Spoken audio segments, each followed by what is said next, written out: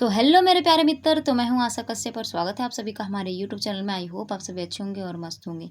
तो आज का ये हमारा दूसरा क्वेश्चन होने वाला है सेमेस्टर 5 मेजर 9 का। ठीक है, तो चलिए देखते हैं हमारा क्वेश्चन क्या है। और ये क्वेश्चन जो है आप लोग वीवीआई कर लीजिएगा, ये पक्का जो है एग्ज़ाम में आएगा तो आएगा ही। ठीक है, तो आप लोग इसको वीवीआई कर लीजिएगा। जो क्वेश्चन है वो रिपीट होते रहता है, तो जो पिछला सेमेस्टर था उसमें भी ये क्वेश्चन था।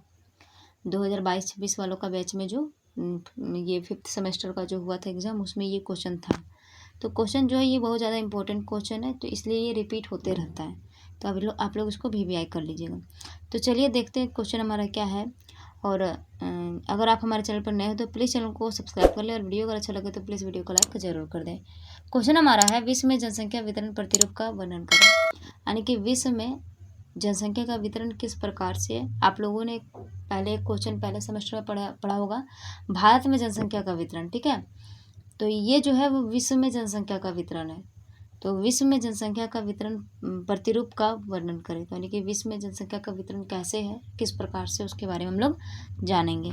तो चलिए जानते हैं उत्तर क्या है। विश्व में जनसंख्या वितरण बहुत असमान है। अधिकांश जनसंख्या पृथ्वी के एक छोटे हिस्से पर रहते हैं, जबकि बाकी का हिस्सा बहुत कम आबादी वाला है। यह वितरण कई कारकों से प्रभावित होता है। तो जो विश्व की जो जनसंख्या है वो अलग अलग क्षेत्रों में अलग अलग प्रकार से पाई जाती है। कहीं पे अधिक है, कहीं पे कम है, कहीं पे ना के बराबर है। तो ये जो है क्यों होता है, इन सभी कारकों को हम लोग पढ़ेंगे, और ये किन किन कारकों से प्रभावित होता है इनके बारे में हम लोग जानेंगे। क्या है आगे, इसी को हम लोग पॉइंट बाय पॉइंट लिख सकते हैं। क्या है, विश्व की जनसंख्या असमान रूप से वितरण है।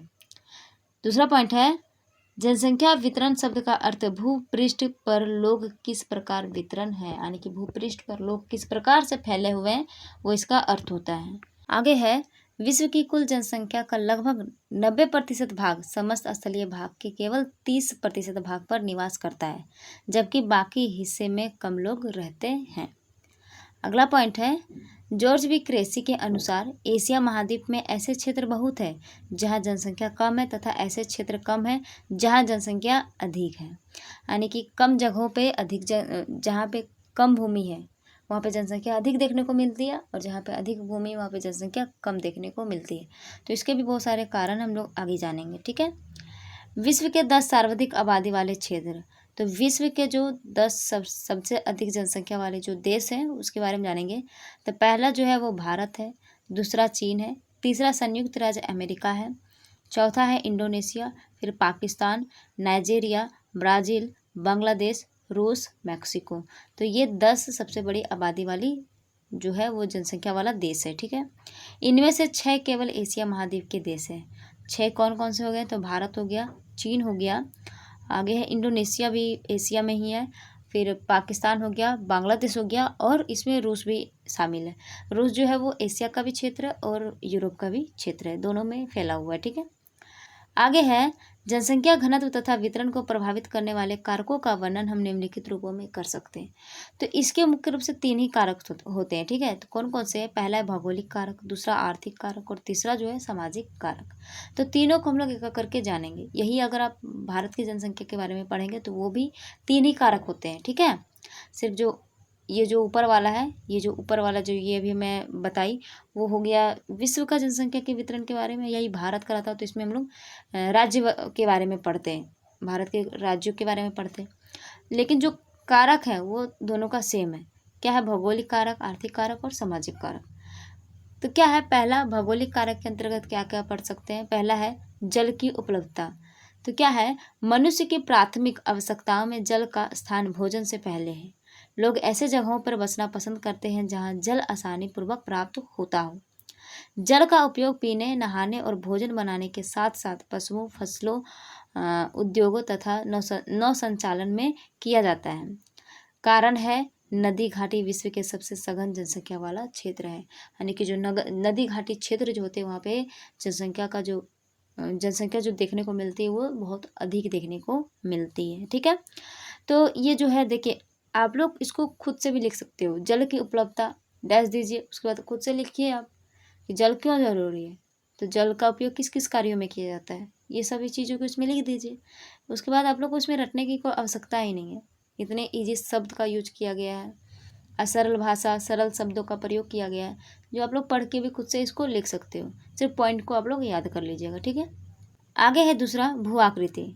तो विश्व के समतल मैदानी भाग सघन जनसंख्या वाला क्षेत्र है, क्योंकि ऐसे क्षेत्रों में फसलों का उत्पादन, सड़क निर्माण तथा उद्योग स्थापना करने के लिए अनुकूल होते हैं। विश्व में गंगा मैदान सघन जनसंख्या वाला क्षेत्र है। उत्तरी मैदान जो हो गया, गंगा का जो क्षेत्र हो गया, गंगा मैदान वाला क्षेत्र, उत्तरी भारत, वहाँ पे जनसंख्या का दबाव जो है वो बहुत ज़्यादा देखने को मिलता है। जैसे उत्तर प्रदेश हो गया, हरियाणा, पंजाब, ये सब हो गया, वहाँ पे जनसंख्या क्या है, बहुत ज़्यादा अधिक देखने को मिलता है, ठीक है। तो वही गंगा का मैदान वाला जो क्षेत्र है वहाँ पे। आगे है तीसरा, जलवायु। तो क्या है, जलवायु जनसंख्या के घनत्व तथा वितरण का एक महत्वपूर्ण कारक है। मौसमी जलवायु में लोग रहना पसंद करते हैं। मौसमी जलवायु मतलब कि वैसे क्षेत्र जहाँ पे दोनों चीज़, ठंडा भी पाया जाता हो और गर्मी भी पाया जाता हो, ठीक है। तो लोग जो है वो मौसमी जलवायु में रहना पसंद करते हैं, लेकिन अति उष्ण तथा ठंडे जलवायु में लोग बसना पसंद नहीं करते। अब जहाँ पे ज़्यादा ठंड, सिर्फ ठंड ही ठंड हो, ज़्यादा सिर्फ गर्मी ही गर्मी हो, वहाँ पे लोग ज़्यादा बसना पसंद नहीं करते हैं। आगे चौथा, मृदाएँ। तो मृदाएँ में क्या है, मृदा कृषि तथा इससे संबंधित क्रियाकलापों के लिए एक महत्वपूर्ण कारक है।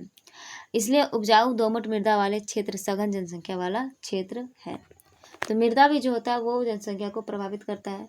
मृदा अच्छी होगी तो वहाँ पे फसल लोग करेंगे, ठीक है, और अनेक सारी क्रियाकलापें भी करेंगे। तो इसलिए मृदा भी एक इम्पोर्टेंट कारक हो गया। आगे है दूसरा में क्या है, आर्थिक कारक। पहला हो गया भौगोलिक कारक के बारे में, हम लोग जानेंगे आर्थिक कारक। तो आर्थिक कारक में पहला जो है खनिज है। तो खनिज में क्या है, जिन क्षेत्रों में खनिज संपदा प्रचुर मात्रा में पाया जाता है वहाँ सघन जनसंख्या होता है, क्योंकि लोग वहाँ रोजगार की तलाश में जाते हैं। तो जहाँ पे खनिज, जैसे हमारा जो झारखंड है, झारखंड में क्या है, खनिज जो पाया जाता है, कोयला पाया जाता है, अवरक पाया जाता है, तो ये सभी चीज़ें पाई जाती है। तो लोग जो इन क्षेत्रों में क्या है कि रोजगार पाने के लिए लोग वहाँ पे जाते हैं, ठीक है। तो जिन क्षेत्रों में खनिज संपदा प्रचुर मात्रा में पाई जाती है वहाँ पे जनसंख्या का दबाव जो है वो ज़्यादा देखने को मिलता है। दूसरा है नगरीकरण।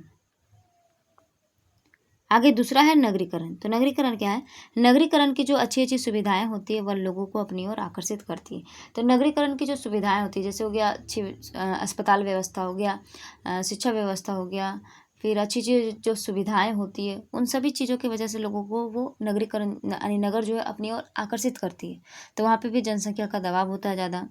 आगे है तीसरा, औद्योगिकरण। तो औद्योगिकरण में क्या है, औद्योगिकरण के कारण लोग रोजगार के लिए शहरों की ओर पलायन करते हैं, जिससे शहरी क्षेत्रों में जनसंख्या सघन पाया जाता है। अब देख लीजिएगा, दिल्ली में देख लीजिए, मुंबई में देख लीजिए, तो इन सभी इलाकों में क्या है, तो जनसंख्या का दबाव जो अधिक देखने को मिलता है, क्योंकि वहाँ पे औद्योगिकरण है और लोग जो है रोजगार पाने के लिए जाते हैं बाहर, ठीक है। और अधिकतर गाँव के लोग ही उधर जाते हैं, ठीक है। आगे है तीसरा, लास्ट हमारा है सामाजिक एवं सांस्कृतिक कारक। तीसरा वाला जो था वो, तो इसमें क्या है, धार्मिक तथा सांस्कृतिक महत्व रखने वाले क्षेत्र अधिक सघन बसे होते हैं, जबकि सामाजिक व राजनीतिक अशांति रखने वाले क्षेत्रों में जनसंख्या घनत्व विरल हो जाता है। यानी कि जिस जगह पे सांस्कृतिक महत्व यानी कि धार्मिक महत्व जिस जगह पे ज़्यादा होता है वहाँ पे जनसंख्या का दबाव अधिक देखने को मिलता है, लेकिन जिस जगह पे क्या है कि सामाजिक राजनीतिक अशांति होती है, जहाँ पे लड़ाई झगड़ा होते रहता है राजनीतिक की वजह से, वहाँ पे जनसंख्या जो है वो विरल पाई जाती है। तो ये सभी प्रकार से क्या है, यानी कि इन सभी कारणों की वजह से जो है वो जनसंख्या प्रभावित होती है। तो ये मुख्य रूप से 3 कारण थे। तो ये हमारा हो गया। आगे आप लोग चाहें तो इसमें निष्कर्ष को इंक्लूड कर सकते हैं, तो आप लोगों का बहुत ज़्यादा बड़ा भी हो जाएगा, लंबा भी हो जाएगा। तो चलिए अभी के लिए इतना ही। अगर वीडियो अच्छा लगा तो प्लीज़ वीडियो को लाइक कर दें और चैनल को सब्सक्राइब जरूर कर दें। चलिए मिलते हैं नेक्स्ट वीडियो में।